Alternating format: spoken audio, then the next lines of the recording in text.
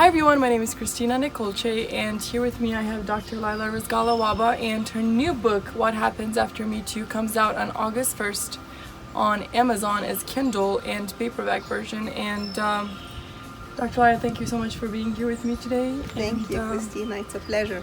I'm excited about this book, and I'm sure you guys are excited as well. I really like the cover. I think it speaks volumes. What were some of the reasons? What inspired you to write this book? Well, actually, what inspired me was the hashtag #MeToo, which won Person of the Year in 2017. And then a few months later, we had the trial of Dr. Larry Nassar, who sexually abused over 200 Olympic athletes. And since I've worked with sexually abuse since 2009, I thought it appropriate to write a book to raise the awareness of parents and caregivers of children about how to protect their children against sexual abuse. As a parent, how can you talk to your children about protecting themselves in sexual education? Mm-hmm. Well, parents are usually a little bit wary about speaking about especially the subject of sexual abuse with their children. I've heard so many times parents tell me we don't want to open the eyes of the child on things they don't need to know. But in school we have a fire drill, we have an earthquake drill, and we need to have a sexual abuse drill. And so I need to tell my children that there are parts that are called private parts, and these parts nobody should see or touch under any circumstance. If this happens, you need to come and report immediately.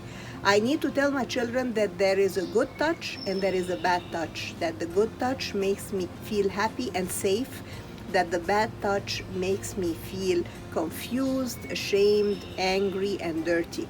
And so they need to learn the difference between these two. I need to tell my children that it is okay to come and tell at home if somebody touches me in a way that makes me feel uncomfortable.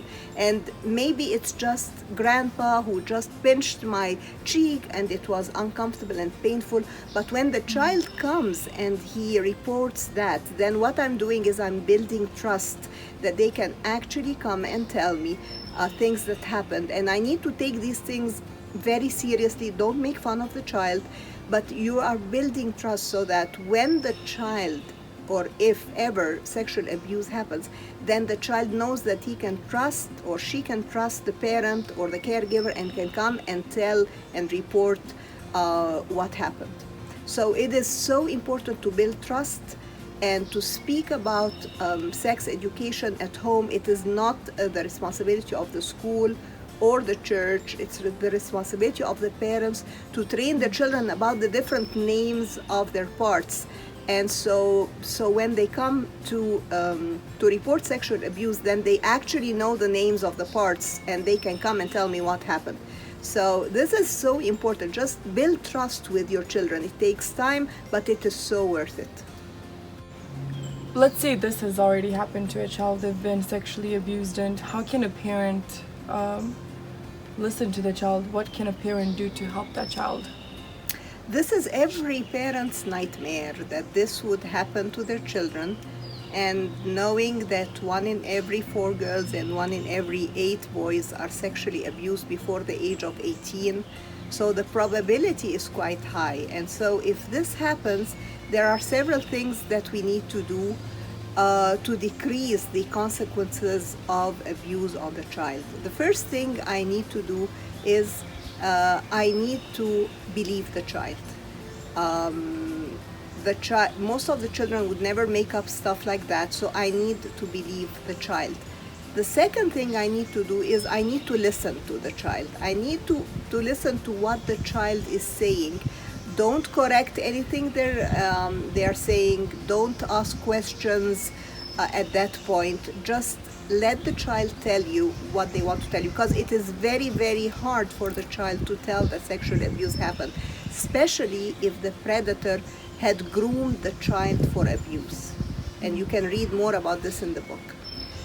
The third thing that you need to do is you need to tell the child that he is not guilty, she is not guilty, that it is not their fault that sexual abuse happened. And this is why my nonprofit is called Not Guilty, because it is never the victim's fault that this happened.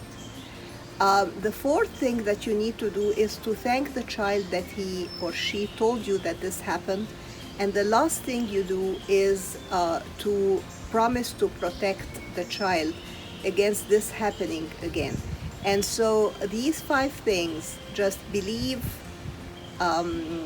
listen, tell the child he's not guilty, thank the child, and then promise to protect him.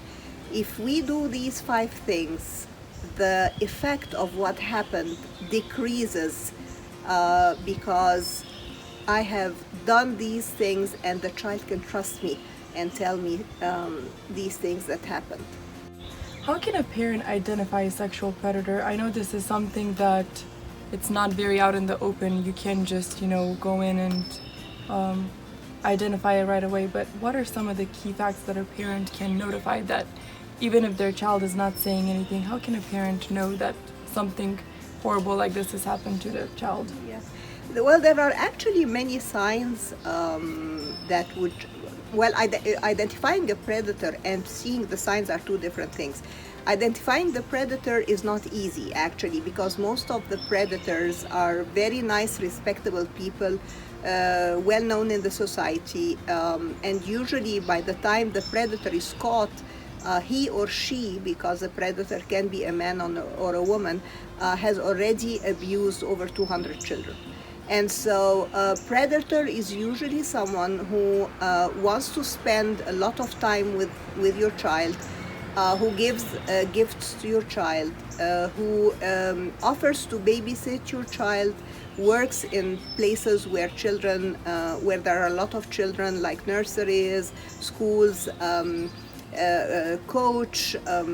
So I mean, a predator can be anywhere. And so this is why I need to tell my children and tell them that no one can tell you, let me touch your private parts, let me see your private parts, or you touch the predator's private parts.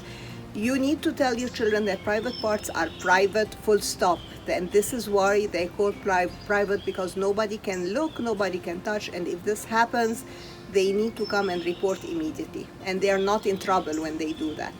So what are some of the signs that I see, that I can see that would be red flags that sexual abuse happened?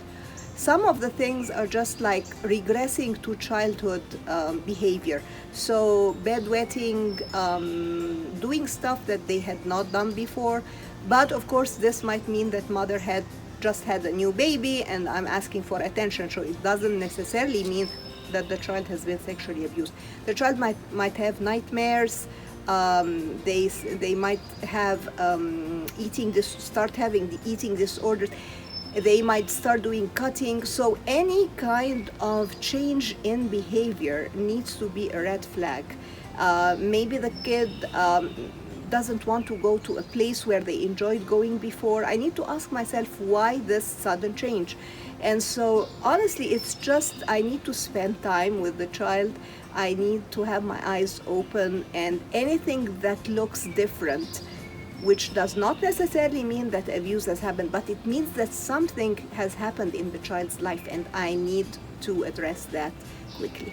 Dr. Laila, thank you so much for having me here and answering these wonderful questions. Again, the book comes out on August 1st on Amazon, and you can also check her website at www.lailarisgallah.com and find out all the details. Along with that, we have a free giveaway, a signed copy to 3 people who are going to participate.